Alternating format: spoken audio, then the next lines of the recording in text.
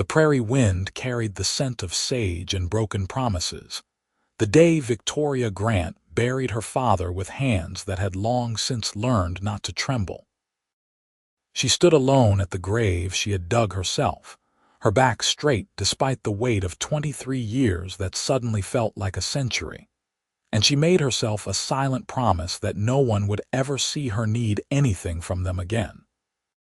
The April sun beat down on the New Mexico territory in 1878 with the indifference of a world that had taught her its cruelest lessons young. And as she shoveled the last of the red earth over the pine box, she felt the final thread of dependency snap somewhere deep in her chest. Her father had been a gambler, a dreamer, a man who spoke of striking it rich while the ranch fell to pieces around them. He had promised her mother on her deathbed that he would take care of their daughter, would keep the land, would be the man his family needed. Instead, he had disappeared for weeks at a time, returning with empty pockets and emptier apologies. Victoria had learned at 16 to mend fences, to break horses, to shoot straight enough to keep predators away from the livestock. She had learned to depend on herself, because depending on him had meant going hungry, meant watching their small herd dwindle, meant swallowing disappointment until it became as familiar as her own heartbeat. When he had ridden out 3 weeks ago promising to return with enough money to save the ranch, she had felt nothing. When his body had been brought back draped over his horse, a bullet hole through his chest from a card game gone wrong, she had felt even less. The numbness was armor now, thick and impenetrable. Victoria walked back to the small adobe house as the sun began its descent, painting the Jemez Mountains in shades of amber and crimson. The ranch was hers now, all 20 acres of it, along with 8 remaining cattle, 2 horses, and debts she was still calculating. The bank in Abiquiu would come calling soon. She had perhaps 2 months before they took everything, and she had no illusions about charity or help. The world did not rescue women who stood alone. She spent that evening going through her father's papers by lamplight, her jaw tight as she tallied the damage. He owed money to the bank, to the general store, to half the saloons in town. The numbers swam before her eyes, but she refused to let tears come. Tears were another kind of dependence, a luxury for women who had someone to catch them when they fell. Victoria had learned to stand without catching. The next morning, she rode into Abiquiu with her last decent dress on, and her hair pulled back in a severe knot. The town was growing, swelling with miners and ranchers and men looking to carve something out of the harsh territory. The streets were dusty and loud, filled with the sounds of construction and argument. She tied her horse outside the bank and steeled herself for the conversation ahead. Martin Wicklow, the bank manager, was a soft man with calculating eyes. He looked at her across his desk with something between pity and anticipation, and she hated both equally. "Miss Grant," he said, folding his hands over the papers before him, "I was sorry to hear about your father." "I need time," Victoria said, cutting through the pleasantries like a knife. "I can make the ranch profitable.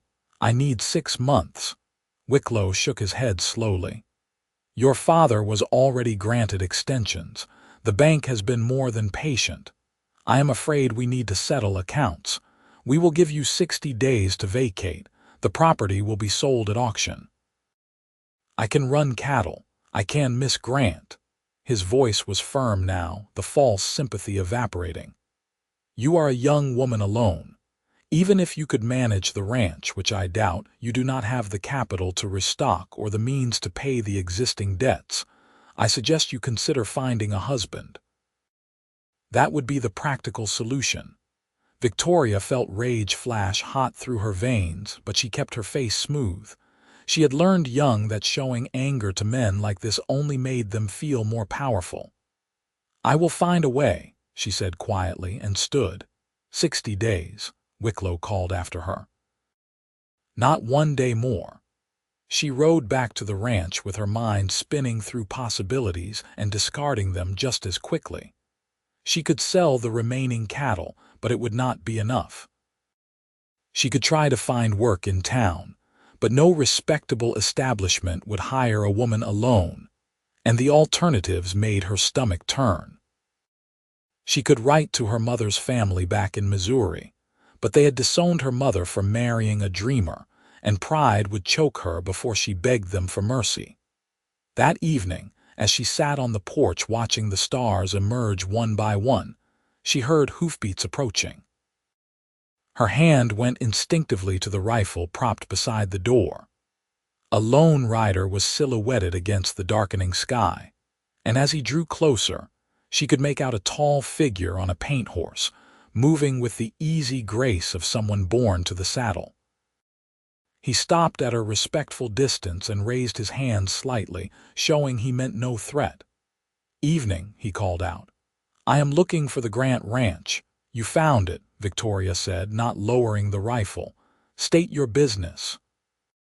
The man dismounted slowly, keeping his movements deliberate and non-threatening. As he stepped into the light spilling from the house, Victoria could see him clearly for the first time. He was perhaps 27 or 28, with dark hair that brushed his collar and eyes that seemed almost gray in the lamplight. He wore dusty trail clothes and a battered hat, and there was something solid about him, something that spoke of capability and quiet strength. "Name is August Kincaid," he said. "I heard in town that there might be work here. I am looking for a place to settle for a season, and I am good with cattle and horses." Victoria felt bitter laughter rise in her throat. "You heard wrong. There is no work here. The ranch is being sold." August studied her for a long moment, his expression thoughtful. "That is a shame. It looks like good land." "Good land that I cannot keep," Victoria said, and hated the words as they left her mouth. She did not owe this stranger her truth. Because of money or because of will? August asked quietly. The question sparked something hot in Victoria's chest. "I have will enough for 10 ranches. What I do not have is capital, credit, or anyone foolish enough to believe a woman can run a spread alone." August nodded slowly, as if she had confirmed something he already suspected. "I have been working ranches since I was 12 years old," he said. "I have saved my wages, and I have been looking for a place to invest them. What if I had a proposal for you?" "I am not interested in proposals that involve marriage," Victoria said flatly. "If that is what you are building toward, you can ride on." To her surprise, August smiled, and it transformed his face entirely. "That was not what I was suggesting, though I appreciate your directness. What I was thinking was a partnership. You have land and cattle and knowledge of this particular territory. I have capital and experience and a strong back. We run the ranch together for a year. At the end, we split the profits and decide whether to continue or go our separate ways." Victoria stared at him, trying to find the trap in the offer. "Why would you do that? You could buy your own land." "Maybe," August said, "but I am new to this area and I do not know the land or the people. Partnering with someone who does makes sense. And I am tired of working for other men's dreams. I want to build something that is mine, even if it is only half mine." "You do not know me," Victoria said. "I could be incompetent. I could take your money and run." August shrugged. "We are all taking risks. You do not know me either. But I have references from the last 3 ranches I worked. I can show you letters from men who will vouch for my character, and you can make your own assessment. I am proposing a business arrangement, nothing more. We draw up papers, make it legal, protect us both." Victoria wanted to say no. Every instinct she had developed over years of disappointment screamed at her to refuse, to not let anyone close enough to fail her again. But the alternative was losing everything, and pride did not keep a roof over your head. "Come back tomorrow," she said finally. "Bring your references." We will talk specifics. August nodded, settling his hat back on his head. Fair enough. I will see you in the morning, Miss Grant. He mounted his horse and rode back toward town, and Victoria sat in the darkness for a long time, wondering if she was making a terrible mistake or grasping at the only chance she had. He returned at dawn, as promised, with letters from 3 ranch owners who praised his work ethic, his honesty, and his skill with livestock. Victoria read them carefully, looking for anything that rang false, but the letters seemed genuine. August sat across from her at the rough kitchen table and laid out his proposal in detail. He had $800 saved. It would be enough to pay off the most pressing debts, restock the herd, and give them operating capital for the season. They would split all work and all decisions. Profits would be divided equally. The arrangement would be reviewed after 1 year. I want it in writing, Victoria said. Every detail. I want legal papers that protect my ownership of this land. Agreed, August said. We can ride into town today and have a lawyer draw it up. They spent that day in Abiquiu, in the stuffy office of a lawyer named Peterson, who looked at them with open curiosity, but asked no questions beyond the legal necessities. Victoria insisted on clause after clause, protections and contingencies, and August agreed to every one without argument. When the papers were finally signed and witnessed, Victoria felt something loosen slightly in her chest. She owned her land still, and she had bought herself time. The partnership began the next day. August moved into the small bunkhouse her father had built years ago for hands they could never afford to keep. He rose before dawn and worked until after dark, and Victoria found herself matching his pace, determined not to be outdone or pitied. They rode out together to check the remaining cattle, and August assessed the herd with a practiced eye. They are in decent shape, he said. We need to move them to the north pasture where the grass is better, and we need to get that fence line repaired before we bring in more stock. Victoria bristled at the tone, the easy assumption of authority. I know what needs to be done. August looked at her, his expression mild. I am sure you do. I was not suggesting otherwise. I was thinking out loud. If we are partners, we need to be able to talk through decisions without taking offense. She wanted to argue, but he was right. She forced herself to nod. The north pasture fence has been down since winter. It will take days to repair. Then we should start today, August said simply. They worked side by side under the relentless sun, digging new posts and stringing wire. August worked with steady efficiency, never complaining, never slowing. Victoria pushed herself to keep up, her hands blistering despite her gloves, her back screaming in protest. She would not show weakness. She would not give him reason to doubt her. At noon, August stopped and pulled out a canteen and some jerky from his saddlebag. He offered her both without comment, and she took them, too proud to refuse and too hungry to pretend otherwise. They sat in the shade of a juniper and ate in silence.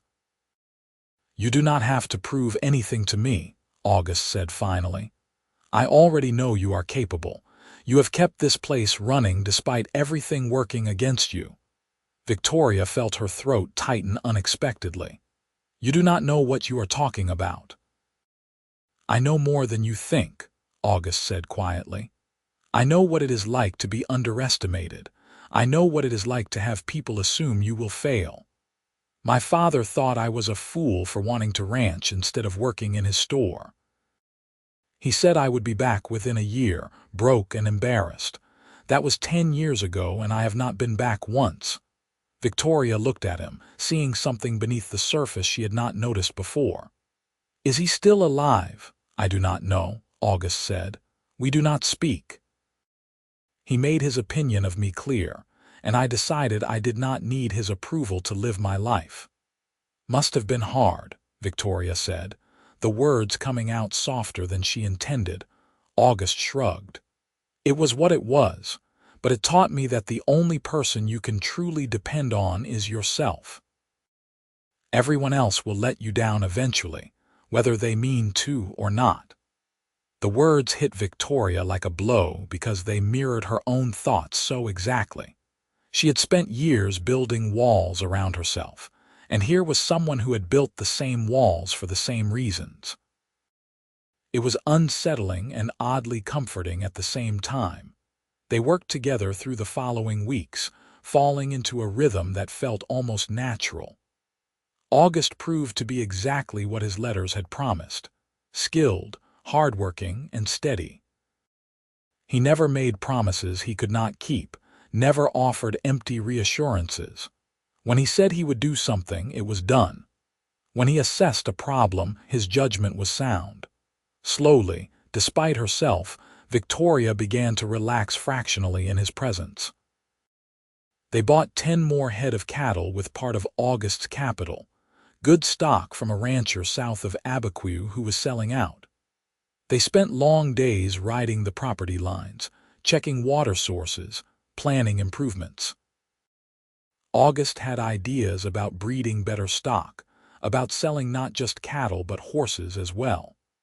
Victoria found herself listening, contributing her own knowledge, building on his suggestions. It felt strange to work with someone instead of alone, to have someone who carried their weight and then some. One evening in late May, they sat on the porch after dinner, too tired to do more than watch the sky turn purple and gold. August whittled at a piece of wood, his hands moving with absent skill, and Victoria mended a bridle that had cracked. "Why did you agree to my proposal?" August asked suddenly. "You could have tried to find another way." Victoria considered lying, giving him some easier answer, but found she did not want to. "Because I was out of options, because I was desperate, because even though I did not trust you, I trusted losing everything even less." August nodded, not offended by her honesty. "That is fair. For what it is worth, I am glad you said yes." "Why did you offer?" Victoria countered. "The truth." August was quiet for a long moment, his knife still against the wood. "Because I saw someone fighting like hell to keep what was theirs, and I respected that. Because I was tired of making other men rich. And because I thought maybe you were someone who would not quit when things got hard. I have worked with enough people to know that matters more than almost anything else." "I do not quit," Victoria said, "even when I probably should." "That makes two of us," August said, and there was something in his voice that made Victoria look at him more closely.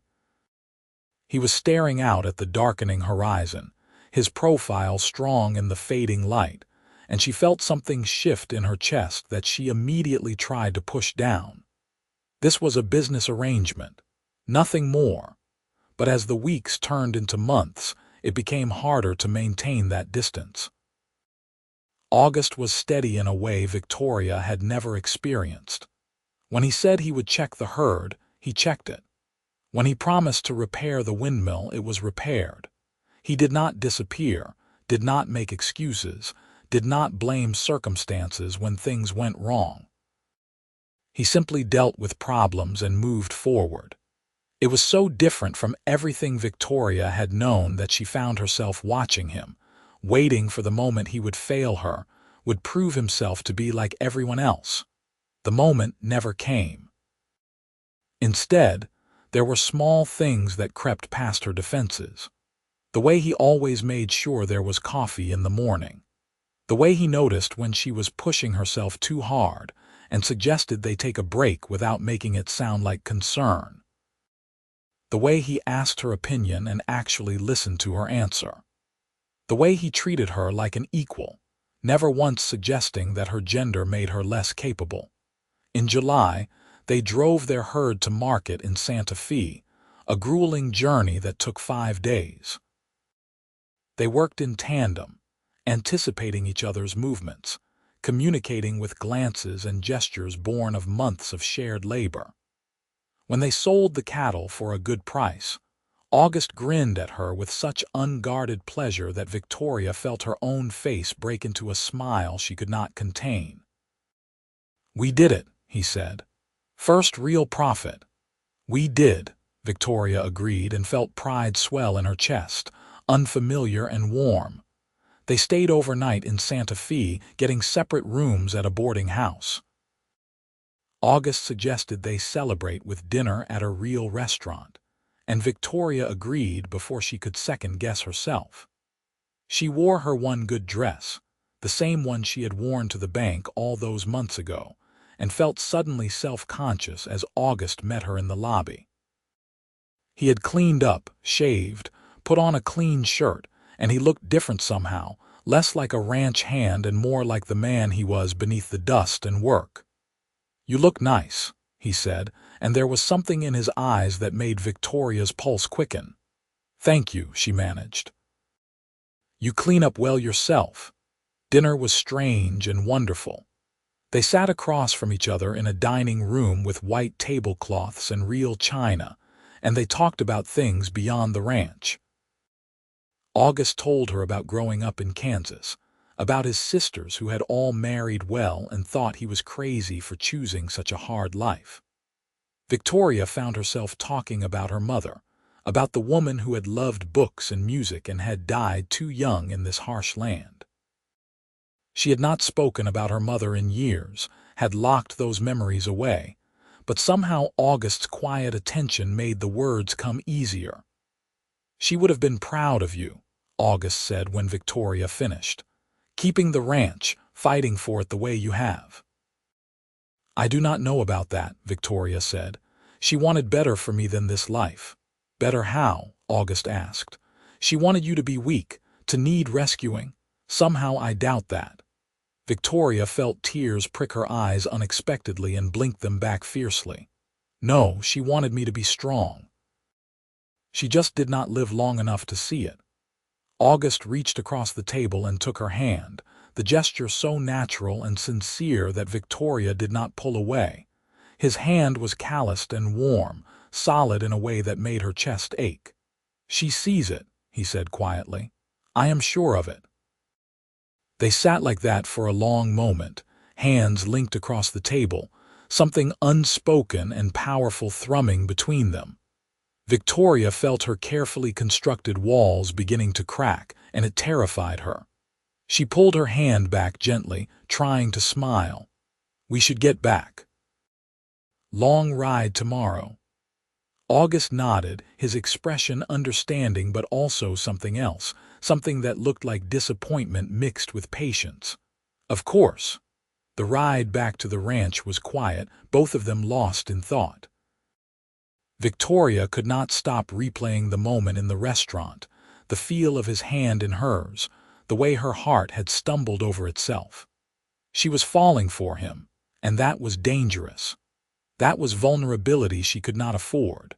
But August made it harder every day to maintain her distance. He was patient and kind without being overbearing. He respected her space but made it clear through 1,000 small gestures that he was there, that he was not going anywhere. When she worked herself into exhaustion, he gently insisted she rest. When she snapped at him in frustration, he did not take offense, just gave her space and continued being steady. In August, a month that matched his name, they had to deal with a drought that threatened their water supply.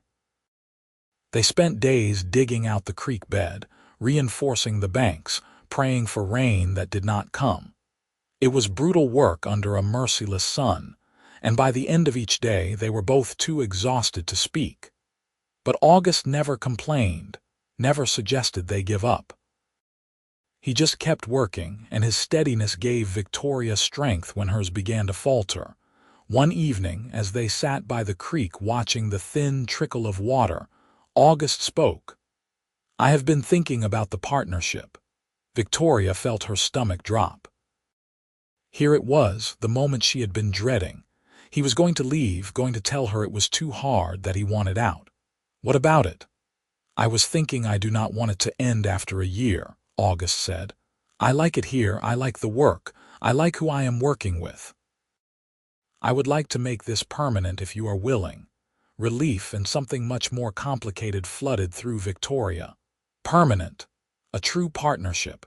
Equal stakes, equal say. We keep building this ranch together. He paused, then added quietly, unless you want me to leave. If you would rather work alone, I will honor our agreement. I will not hold you to anything beyond what we signed. Victoria looked at him, at this man who had kept every promise, who had worked beside her without complaint, who had somehow become essential to her life without her quite noticing when it happened. I do not want you to leave, she said, the words catching in her throat. I thought I wanted to be alone. I thought that was the only way to protect myself. But working with you has been better than working alone. August smiled, that rare, full smile that transformed his face. Good, because I was not sure what I would do if you said no. This place feels like home now. You feel like home. The last words hung between them, weighted with meaning. Victoria felt her heart hammering against her ribs. August, I know, he said softly. You are not ready to hear this. Maybe you will never be ready, but I need to say it anyway. I am in love with you, Victoria. I have been for months. I love your strength and your stubbornness and the way you never give up. I love the way you check the fence lines even when you are exhausted. I love the way you talk to the horses. I love that you trust me enough to work beside me even though I know how hard trust is for you. Victoria felt like she could not breathe. Every instinct told her to run, to shut this down, to protect herself. But another part of her, a part that had been growing stronger under August's steady care, wanted to step forward instead of back. Everyone I have ever depended on has let me down, she said, her voice shaking. My father promised to take care of us and gambled everything away. He promised to come back and got himself killed. He promised 1,000 things and broke everyone. I cannot go through that again. August stood and moved closer, but he did not try to touch her. I know. And I cannot promise I will never disappoint you because I am human and humans make mistakes. But I can promise that I will never stop trying. I can promise that I will be here, day after day, doing what I say I will do. I can promise that I will work as hard for our future as I do for our present. And I can promise that loving you is not something I am going to walk away from, whether you love me back or not. Tears were streaming down Victoria's face now, and she did not bother to hide them. I am so scared, she whispered. I do not know how to let someone in. You have already let me in, August said gently. You let me in the day you said yes to the partnership. You let me in every time you trusted me with a decision. You let me in every time you laughed at something I said or worked beside me until dark. The walls you think are so strong have already come down, Victoria. You just have not admitted it yet. Victoria looked at him through her tears and realized he was right. Somewhere along the way, she had stopped bracing for him to fail her. She had stopped waiting for him to leave. She had simply started trusting him, and the trust had grown into something much deeper without her permission. I love you, she said, the words terrifying and liberating at once. God help me, I love you and I am scared to death of what that means. August closed the distance between them then and pulled her into his arms. Victoria buried her face against his chest and felt the sobs come. Months of fear and grief, and carefully guarded emotion finally breaking free. August held her steady, his hands smoothing her hair, his voice low and soothing in her ear.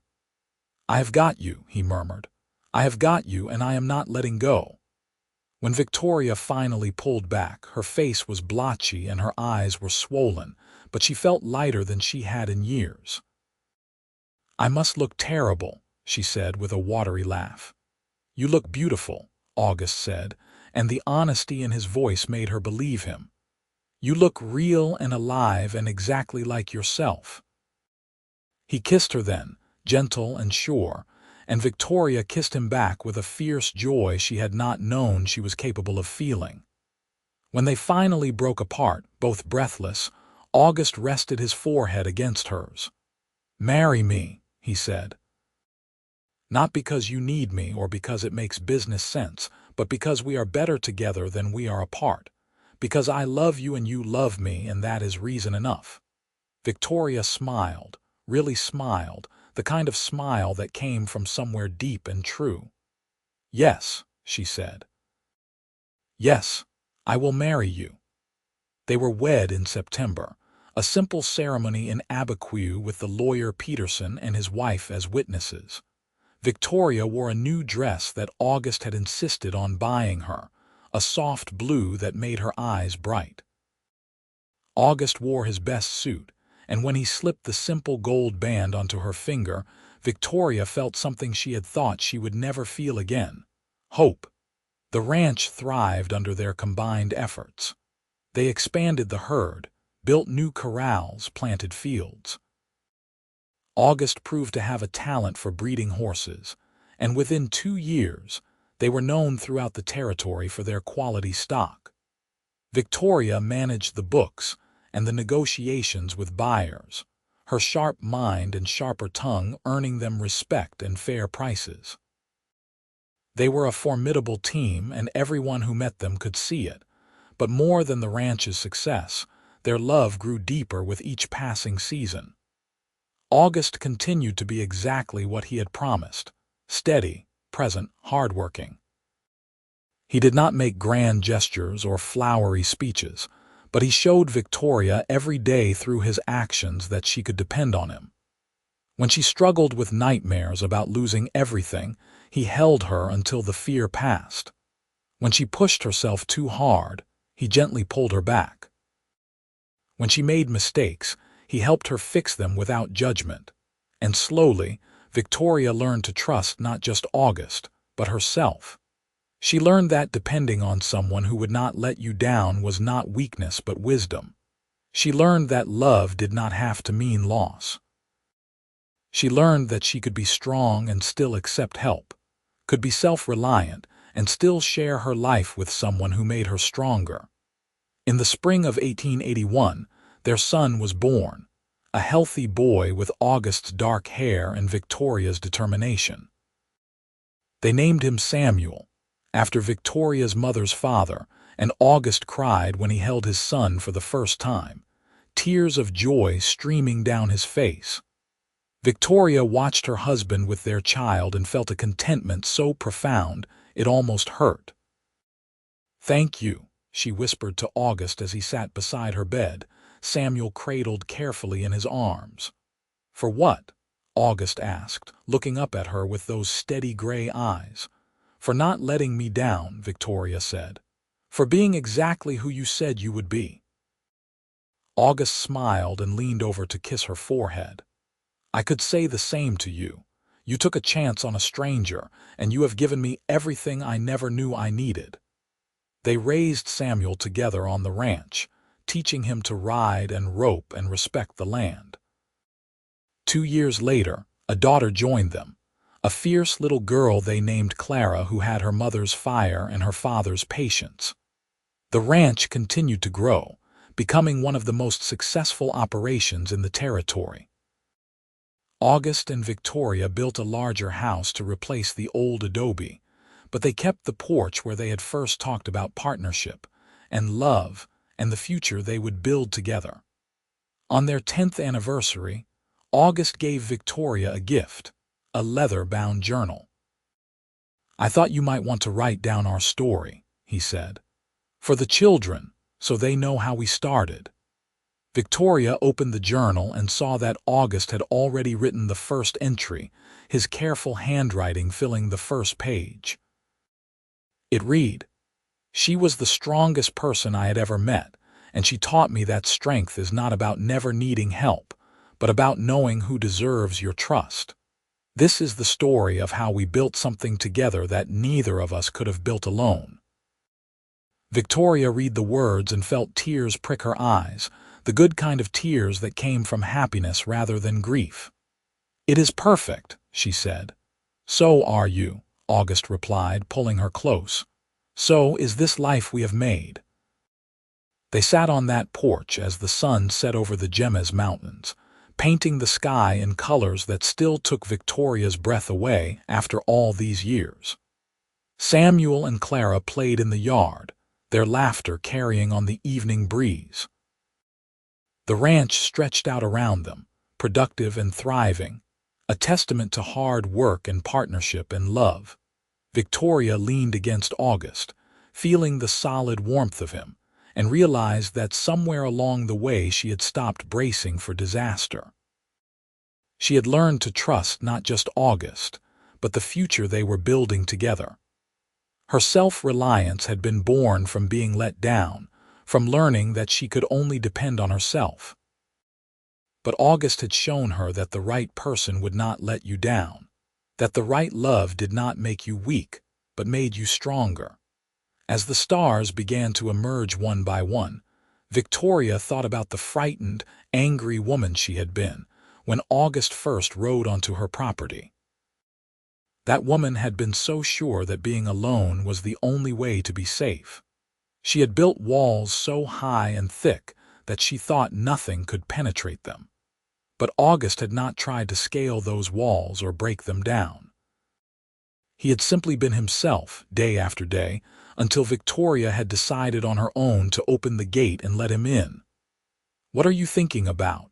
August asked, his voice soft in the gathering darkness. "About how wrong I was," Victoria said. "I thought I had to do everything alone. I thought needing someone meant I was weak. And now," August prompted, "now I know that letting you in was the strongest thing I ever did," Victoria said. "You did not make me dependent. You made me better. You gave me someone to build with instead of just someone to lean on." August kissed the top of her head. "We gave that to each other. That is what partnership means." The years continued to roll past, each one adding new layers to their story. They weathered droughts and hard winters, celebrated good years, and worked through difficult ones. Samuel grew into a young man who shared his parents' love for the land, while Clara proved to have a brilliant mind for business that would eventually expand their operations beyond anything August and Victoria had initially imagined. But through it all, the foundation remained the same. Two people who had learned to trust each other completely, who worked side by side as equals, who never forgot that they were stronger together than apart. August never stopped being the steady presence Victoria needed, and Victoria never stopped being the fierce, determined woman August had fallen in love with. When they were old and gray, sitting on that same porch watching their grandchildren play in the yard where their own children had once played, August took Victoria's hand, the same gesture he had made in that restaurant in Santa Fe all those years ago. "I would do it all again," he said. "Every difficult day, every hard decision. I would do it all exactly the same because it led me here to you, to this life." Victoria squeezed his hand, feeling the same calluses that had been there from the beginning, the same strength, the same steadiness. "I spent so many years being afraid," she said. "Afraid to trust, afraid to love, afraid to need anyone. And then you showed up and proved that the right person is worth the risk." "You were worth every risk I took," August said. "Every mile I rode, every choice I made that brought me to your ranch that day. You were worth all of it." They sat together as the sun set one more time, painting the sky in familiar colors, and Victoria realized that this was what happily ever after actually looked like. It was not perfect or easy or without challenges. It was two people who chose each other every single day, who worked through problems together, who built something lasting through patience and perseverance and love.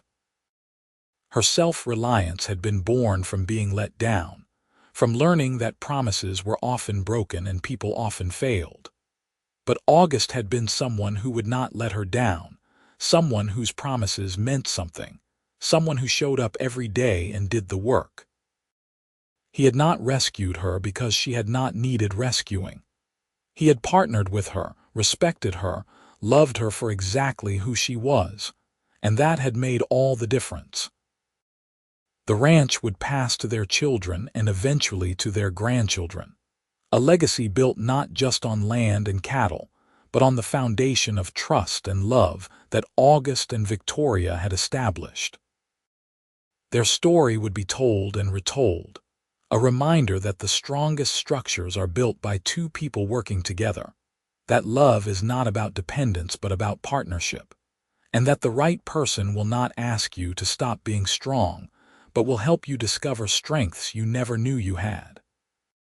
As darkness fell completely, and the stars blazed overhead in the clear New Mexico sky, Victoria and August stood together, his arm around her shoulders, her head against his chest, and walked slowly inside the house they had built together.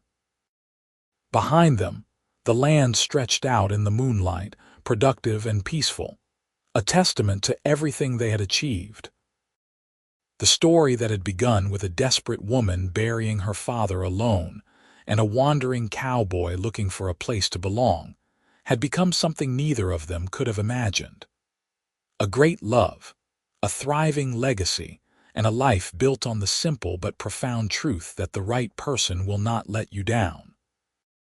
They had found in each other what they had both been searching for, what they had both needed without fully realizing it: a partner, an equal, a love that made them better without making them less. And in the end, that was the greatest success of all, worth more than all the land and cattle and money they had accumulated. They had built not just a ranch but a life, not just a partnership but a love story that would endure long after they were gone. A reminder that self-reliance is important, but love with the right person is what makes life truly worth living.